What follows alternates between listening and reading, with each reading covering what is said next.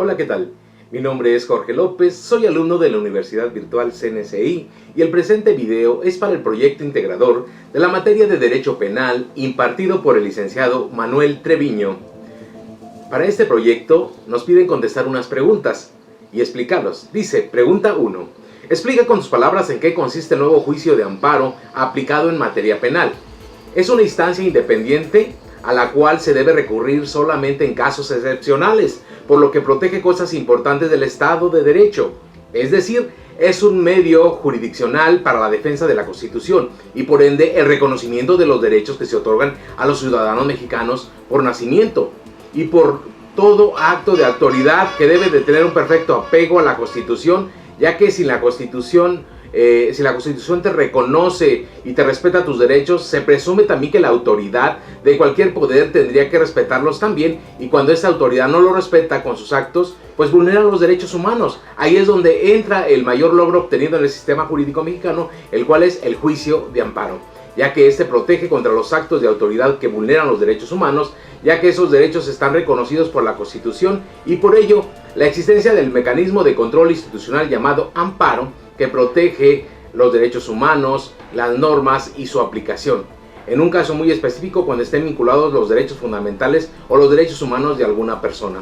Su objeto principal es anular o desaparecer este tipo de actos de autoridad que estén vulnerando los derechos de una persona, reparar el daño y dejar a la persona en el estado en el que se encontraba antes del acto de autoridad. Pregunta 2. Menciona cuáles son los principios del juicio de amparo y en qué consiste cada uno de ellos. Primer principio, principio de prosecución judicial. Este principio determina que el amparo es un proceso independiente como el procedimiento penal y que cuenta con todas las fases y etapas de un procedimiento hasta resolver el caso. Es decir, se da seguimiento o continuidad al juicio de amparo hasta resolverlo. 2. Principio de agravio personal y directo. En este principio únicamente la persona que fue afectada por una autoridad la que puede y debe promover el juicio de amparo. 3. Principio de instancia de parte agraviada. Consiste en que el proceso del juicio de amparo debe ser iniciado por la persona agraviada, debido al acto de una autoridad, y solicitará la intervención de los jueces de justicia federal para que atiendan el agravio de lo que ha sido objeto.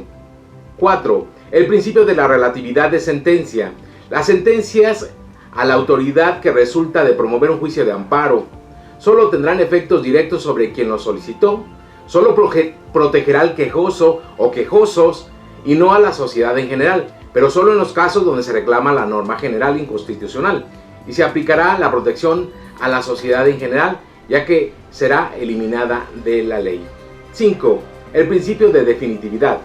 Este principio señala como regla principal que se deben agotar todas las instancias y recursos previos, es decir, antes de promover un juicio de amparo, el quejoso debe de agotar los medios ordinarios de defensa que tenga el alcance para revocar la resolución judicial, administrativa o del trabajo que le cause perjuicio, ya que de lo contrario el amparo no procederá por no cumplir con el principio de definitividad que lo rige.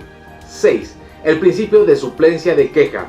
Es la autorización que se otorga al juez para suplir, o sea, remediar o compensar una carencia o daño a una falta con algo.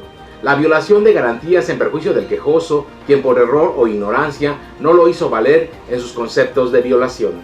7. El principio de estricto derecho. Este principio consiste en que los juzgadores solo deben centrarse en resolver lo que se reclama y no extenderse, sobrepasar argumentos que no se demandan por parte de quien se queja. 8. El principio de mayor beneficio. Este principio consiste en que la ley en el juicio de amparo debe interpretarse y aplicarse de manera que el quejoso, sea que el que promueve el juicio de amparo, salga beneficiado. Pregunta 3. Finalmente, usando los términos técnicos que refiere el Código Nacional de Procedimientos Penales y lo que hemos estudiado en la materia de Derecho Procesal, explícanos el juicio penal acusatorio y con tus palabras. Bueno, el nuevo sistema de justicia penal en México es la respuesta a la demanda ciudadana que exige soluciones inmediatas a un problema de confianza en nuestro sistema de justicia. Es la reforma más completa y profunda realizada en más de un siglo de historia nacional. Centra su mirada en lo que viene siendo el respeto a las garantías individuales de hombres y mujeres, estableciendo como su primer principio la presunción de inocencia. Como toda persona es inocente hasta que se demuestre lo contrario. Este nuevo concepto obliga a modificar actitudes y funciones, principios y estructuras de quienes administran o imparten y procuran la justicia.